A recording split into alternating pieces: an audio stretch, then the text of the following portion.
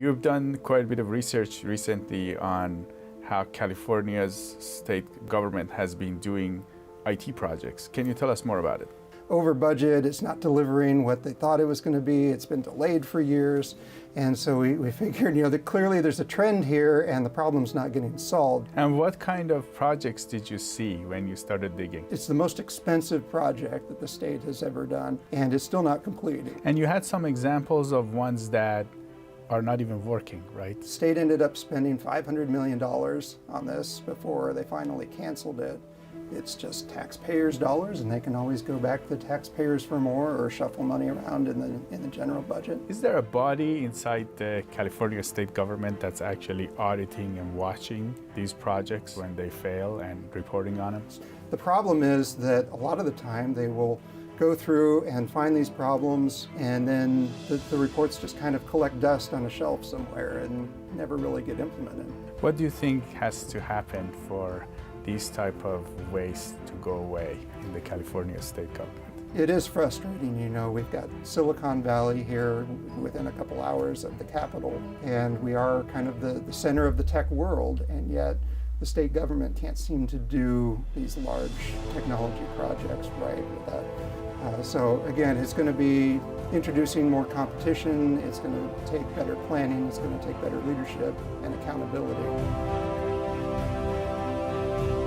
California has a track record of large-scale IT project failures. My guest today is Adam Summers. He's a research fellow at the Independent Institute. Today he discusses some examples of these failing IT projects, why there is no accountability, and what Californians should do to demand better management of state resources. Welcome to California Insider.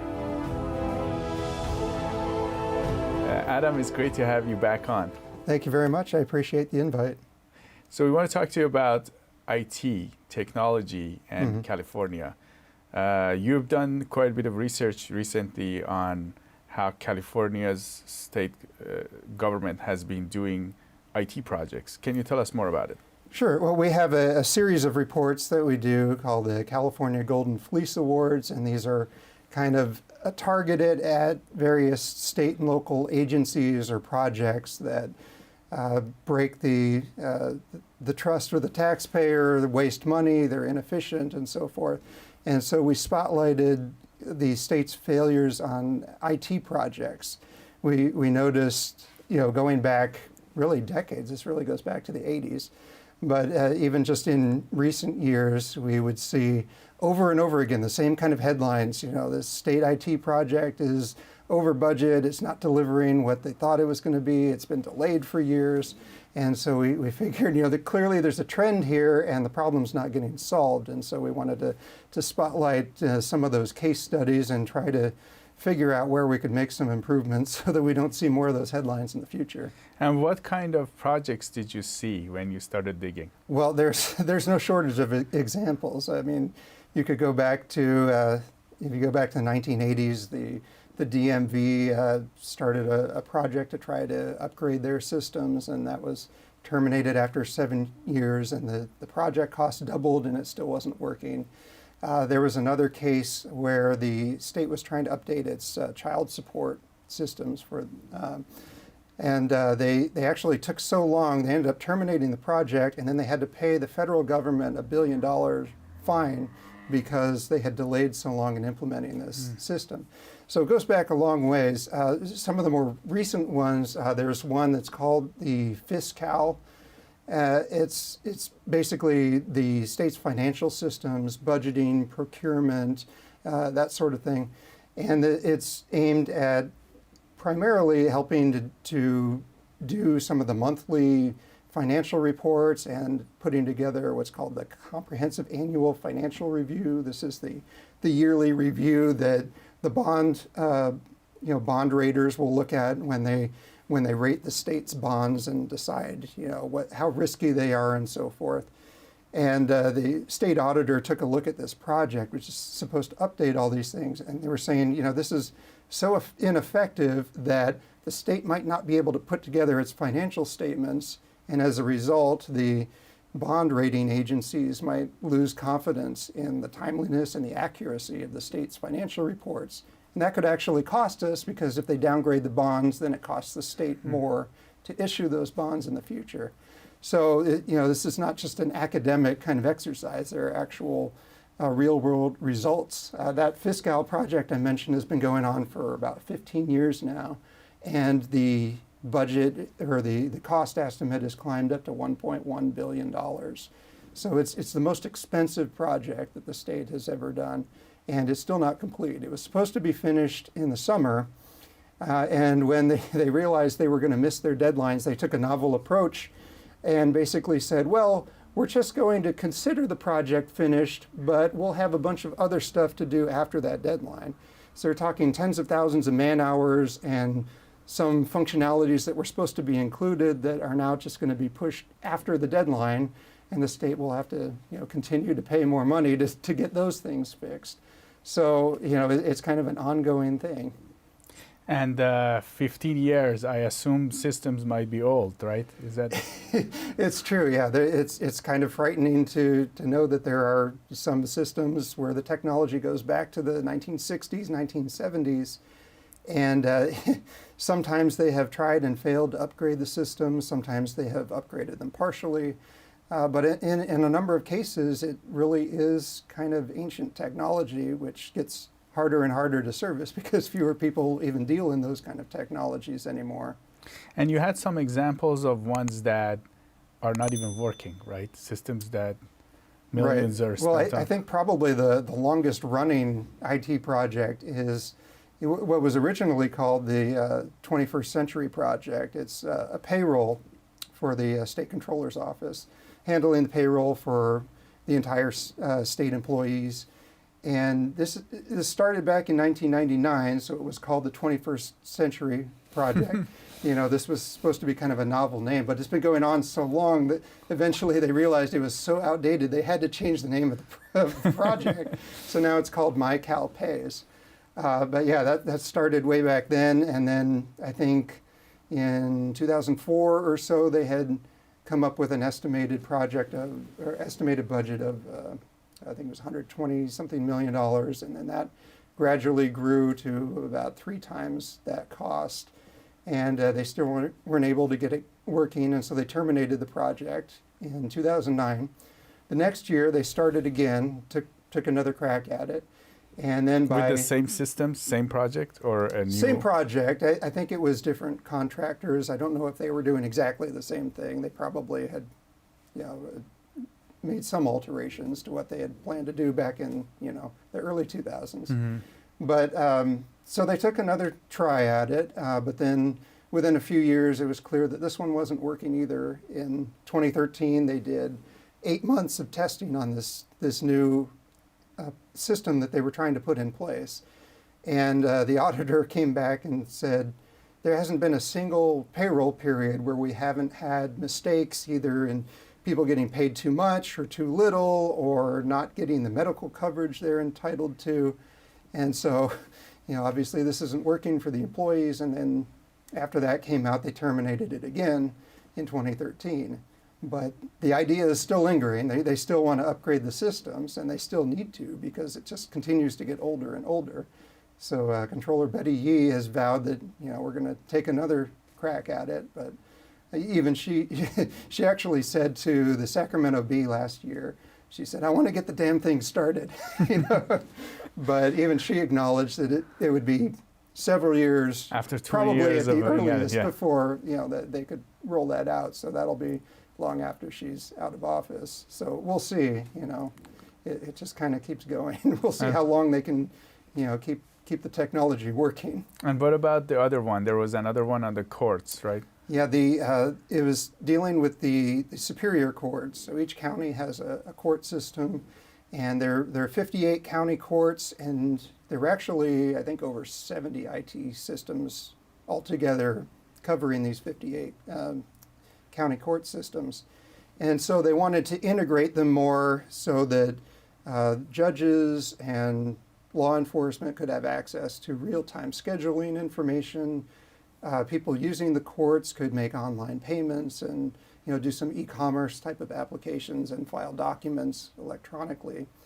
And so all these are are great ideas, but in practice it just wasn't working out. I think the original project started out with an estimated cost of $33 million. And then they kept increasing the scope of it, and obviously the costs went up with that too, so it went up to 300 something million. And then kind of kept going, and they just were having trouble implementing it. The state ended up spending $500 million on this before they finally canceled it. By that time, there were only a small number of these court systems that had implemented it. Others had been openly rebellious about not adopting it because it was not doing some of the things that they needed to be done that their old legacy systems could handle, and just wasn't worth it to them, and they couldn't find the money to implement it in the first place.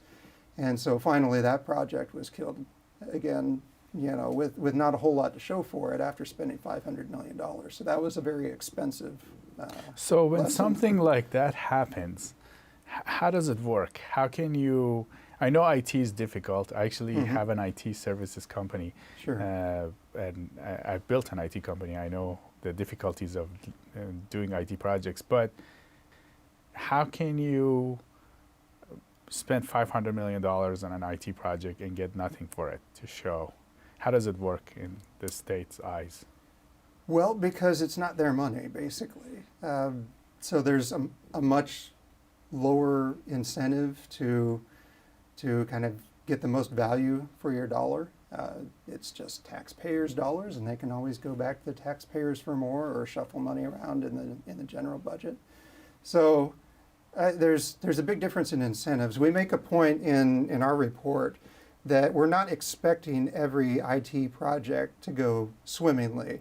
When you're dealing with systems that are covering hundreds of thousands of employees or that are supposed to be available to help millions of California citizens and residents, you're not going to have a system where there's no bugs and everything's just goes swimmingly. And even in the private sector, there are projects that fail fairly regularly.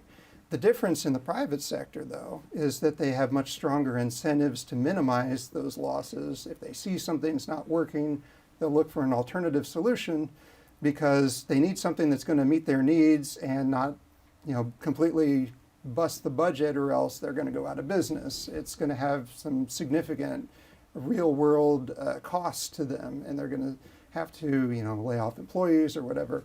And the state doesn't face those same kind of pressures. There are some things that the state could learn from the private sector in terms of some of its contracting practices. For instance, we discuss the state doesn't really do performance-based contracts, which is essentially where you build into the contract that the contractor has to meet certain benchmarks and deadlines, and if they do, they'll get a financial bonus. If they don't, they might get a financial penalty or even be terminated altogether. And the state doesn't build in that sort of accountability into their contracts or their oversight process. And so things tend to go on longer and longer, wasting more and more money. Also, in the private sector, there's a lot more accountability in terms of the people responsible for implementing the project. You don't have the same pressure that your job might be in danger if you're not constantly following up on this and making sure things are done right, due to civil service protections or just kind of the general nature of large bureaucracies. And do you think most of this money, the $500 million, in these cases, in these projects, does it go to vendors or is it spent inside the IT department of the state? Mostly to the vendors, although some of it does go to state oversight and management as well. You have the agencies that are implementing the system that are responsible for kind of the day-to-day management implementation. You have the California Department of Technology, which kind of serves in a more of an oversight role. So those things have to be paid for, in the state. Those are state funds that are paying for that. The rest of it is for the contractors, though. And how do they choose these contractors, and how do we know they're qualified, and how do they measure Well, they're supposed to, there are a few exceptions, but they are supposed to go through a competitive bidding process where they'll say, these are the things we want to do, and they will accept bids from a number of contractors, and they'll go through and pick the best one. Sometimes you can have issues where a contractor will give kind of a lowball bid and then bump it up later. We recommend actually going with, for that reason, going with the best value rather than just specifically the lowest bid, because that's not always the best way to go. You have to kind of balance the cost with the functionality and what you actually want to get out of the new technology. So you're saying most of this a lot of these funds will go to the vendors. Is there Right. a way that is the state qualifying these vendors correctly? How do they work with the state? Well, the competitive bidding process is actually pretty sound. The problem is sometimes they don't always follow that rule. There have been instances where they've done what's called a sole source contract, where they basically just go to one company and ask if they can do it, and that's that. And they don't do the competitive bidding. The competitive bidding at least introduces more of a private sector competition, which will lead to better outcomes for the state, ultimately. And is there some of these vendors that have been helping the state and failing at it on a regular basis? Is there some? There have been a few. I mean, the state, a lot of these projects are so big that in a lot of cases there are only a small number of companies that deal with those. So you see some of the same names over and over. Some lawmakers have called out Deloitte Consulting by name because they've been involved in some projects that have failed. To be fair, there's plenty of blame to go around usually when a project fails. Sometimes you just have a bad contractor. Sometimes the contractor means well, but they have losses in key personnel, and that makes it difficult to keep projects on track. Sometimes and we see this in a lot of the projects that we discuss in the report, the government will make significant changes to the scope of the project and the kind of things they want to do. These are called change orders. And in the court case, in case of the court management system we were discussing earlier, this was a Deloitte contract. The state made 102 change orders. I think it was over a 7-year period. And that had increased Deloitte's costs of their contract from $33 million up to $130 million or something like that. And so it was, multiple times the original contract. And that's not really the contractor's fault. That's really poor planning and not knowing from the outset what you want to get out of the contract. So again, there's plenty of blame to go around between the contractors and the state agencies that are managing and overseeing the projects. So Adam, tell us about how the state can deal better with these vendors.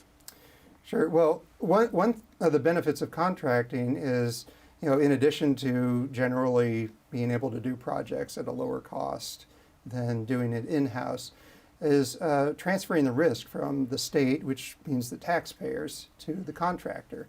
But the state hasn't always done this with its IT projects. For example, in the court case management system, the state was criticized by the auditor for not ensuring in its contract that it could actually test its systems before the warranty expired.